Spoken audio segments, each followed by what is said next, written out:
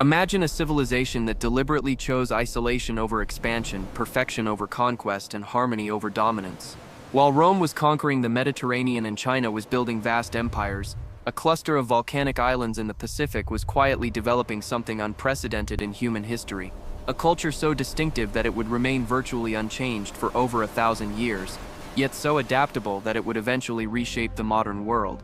This is the paradox of ancient Japan, where 2 millennia of history unfold like layers of sediment, each era building upon the last while maintaining an almost mystical continuity that defies our understanding of how civilizations typically evolve.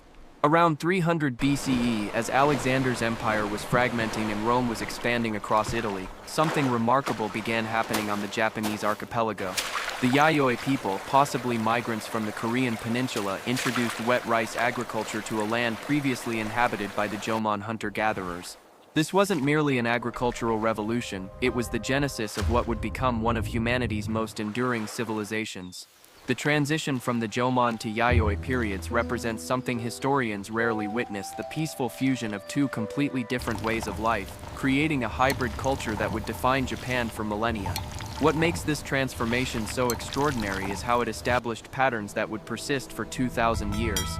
The Yayoi people didn't simply replace the Jomon, they absorbed their spiritual relationship with nature, their artistic sensibilities, and their deep reverence for craft and beauty. This synthesis created something entirely new, a society that was simultaneously agricultural and spiritual, hierarchical yet harmonious, militaristic yet aesthetically refined. The geographic isolation that shaped this early fusion would prove to be Japan's greatest advantage. The Tsushima Strait, merely 50 kilometers of turbulent water, created a barrier that was permeable enough to allow cultural exchange but formidable enough to prevent conquest. This delicate balance meant that Japan could selectively adopt innovations from the Asian mainland while developing them in uniquely Japanese ways. Chinese writing became Japanese calligraphy with distinct aesthetic principles. Buddhist philosophy merged with Shinto animism to create a religious synthesis found nowhere else on Earth. By the 3rd century CE, during what historians call the Kofun period, Japan was already displaying characteristics that would define it throughout its ancient history. Massive burial mounds, some larger than Egyptian pyramids, rose across the landscape, signaling the emergence of powerful clan-based kingdoms. But here's what's fascinating. Unlike other ancient civilizations that built monuments to display power, these Kofun were expressions of a uniquely Japanese concept of harmony between the living and the dead, the natural and the constructed world. These burial practices reveal something profound about early Japanese social organization. The keyhole-shaped tombs, unique to Japan, suggest a society that had developed sophisticated engineering capabilities while maintaining spiritual beliefs that emphasized continuity between generations. Archaeological evidence from these sites shows extensive trade networks reaching Korea, China, and Southeast Asia, yet the artistic styles remained distinctly Japanese. This pattern of selective cultural adoption would become Japan's defining characteristic. The arrival of Buddhism in the 6th century, during the Asoka period, could have shattered this delicate cultural balance. Instead, it was absorbed and transformed into something distinctly Japanese. Prince Shotoku's 17-article constitution, written in 604, wasn't just a political document, it was a blueprint for how Japan would handle foreign influence for the next 1,000 years: selective adoption, careful integration, and ultimate transformation into something uniquely their own. The Constitution itself demonstrates Japan's remarkable ability to synthesize competing philosophies. It combined Confucian governmental principles, Buddhist compassion, and Shinto harmony in ways that Chinese or Korean thinkers would have found impossible.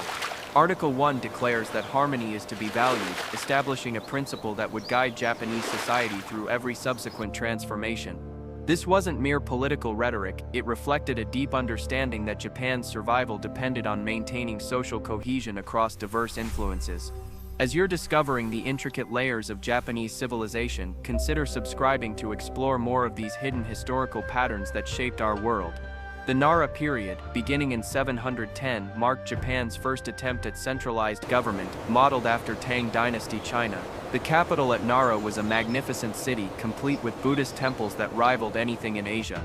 The Todaiji Temple, housing a bronze Buddha statue that required nearly all of Japan's available bronze, demonstrated both the country's growing wealth and its commitment to Buddhist ideals. Yet within less than a century, the Japanese abandoned this Chinese model entirely. They moved the capital to Heian, modern-day Kyoto, and embarked on one of history's most remarkable experiments, the deliberate creation of a purely Japanese culture. This move to Heian represents one of the most significant decisions in Japanese history, though its importance wasn't immediately apparent. The relocation wasn't driven by external invasion or internal rebellion, but by a conscious choice to reduce Chinese influence and develop indigenous institutions. This decision would shape Japan for the next 1,000 years, creating the conditions for cultural achievements that would astonish the world. The Heian period, lasting from 794 to 1185, represents perhaps the most extraordinary cultural flowering in human history. While Europe was mired in the Dark Ages and China was struggling with internal conflicts, Japanese court society was creating literature, art, and philosophy of unprecedented sophistication. Lady Murasaki's Tale of Genji, written around 1000 CE, is often considered the world's first psychological novel, exploring human nature with a depth that wouldn't be matched in Western literature for centuries. But the Heian period achieved something even more remarkable than literary excellence. It created a complete aesthetic philosophy that influenced every aspect of life. The concept of mono no aware, the pathos of things, emerged during this time, expressing a uniquely Japanese understanding of beauty as transient and melancholy. Cherry blossoms became symbolic not for their beauty alone, but for their brief flowering and inevitable fall. This aesthetic sensibility would influence Japanese art, literature, and philosophy for centuries, creating a cultural depth that foreign observers still struggle to comprehend. The court culture of Heian also developed what might be history's most sophisticated system of social refinement. The ability to compose poetry in perfect classical forms, to blend incense with mathematical precision, to appreciate the subtle gradations of seasonal color in clothing, these weren't mere aristocratic luxuries but essential skills for participation in society. This created a civilization where aesthetic achievement was valued as highly as political or military success, a pattern virtually unknown in other cultures of the time. But here's the paradox that makes ancient Japan so compelling: this period of incredible cultural achievement was also one of political decentralization. Real power was shifting from the imperial court to provincial warrior clans, setting the stage for what would become Japan's most defining characteristic, the samurai class. The rise of the samurai during the Kamakura period, beginning in 1185, represents one of history's most fascinating social transformations. Unlike European knights, who served feudal lords for land, or Chinese warriors, who served emperors for position, samurai developed a code that transcended material reward. Bushido, the way of the warrior, wasn't just about military prowess, it was a philosophical system that would influence Japanese society for 8 centuries. What makes the samurai phenomenon so remarkable is how it emerged not from foreign invasion or internal chaos, but from Japan's unique geographic and cultural circumstances. The constant threat of Mongol invasion, particularly the attempted invasions of 1274 and 1281, forged a warrior culture that was simultaneously practical and deeply spiritual. When those invasions were defeated, largely by typhoons that the Japanese called kamikaze or divine wind, it reinforced a belief in Japan's special destiny that would echo through centuries. The Mongol invasions deserve particular attention because they represent one of history's great turning points. Kublai Khan's fleets, carrying over 100,000 warriors, represented the most formidable military force of the 13th century. These were the same armies that had conquered China and terrorized Europe. Yet Japan, with a fraction of the population and resources, not only survived, but emerged stronger. The kamikaze storms that destroyed the Mongol fleet seemed to confirm that Japan possessed divine protection, creating a sense of national destiny that would influence Japanese thinking for centuries. The subsequent Muromachi period saw the development of institutions and cultural practices that seem almost impossible to reconcile: Zen Buddhism and tea ceremony alongside constant warfare, exquisite artistic achievement amid political fragmentation, and the cultivation of beauty in the midst of brutality. This wasn't contradiction, it was synthesis, the uniquely Japanese ability to hold opposing forces in perfect tension. During this period, Japan developed art forms that would define its cultural identity: no theater. With its combination of music, dance, and spiritual drama, the tea ceremony transforming a simple act into a profound meditation on beauty and impermanence, flower arrangement elevating natural harmony into high art. These weren't diversions from the serious business of governance and warfare, they were integral to Japanese understanding of what made life meaningful.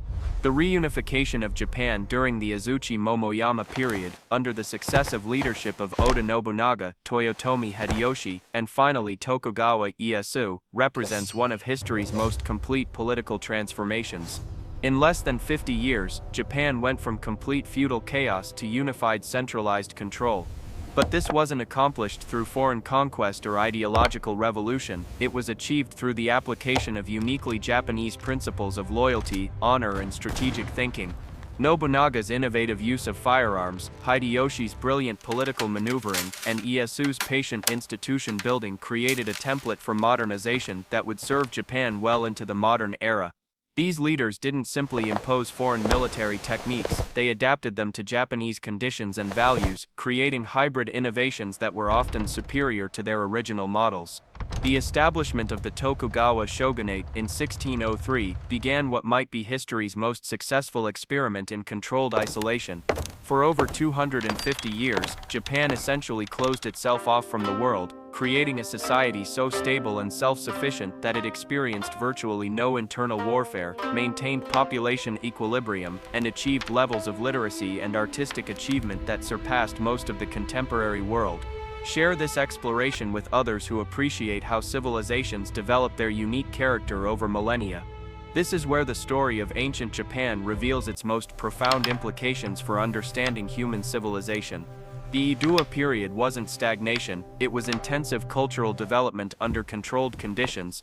While the rest of the world was experiencing the turmoil of religious wars, colonial expansion and early industrialization, Japan was perfecting arts, crafts, literature, and social organization to levels that seemed almost supernatural to the first Westerners who encountered them in the 19th century.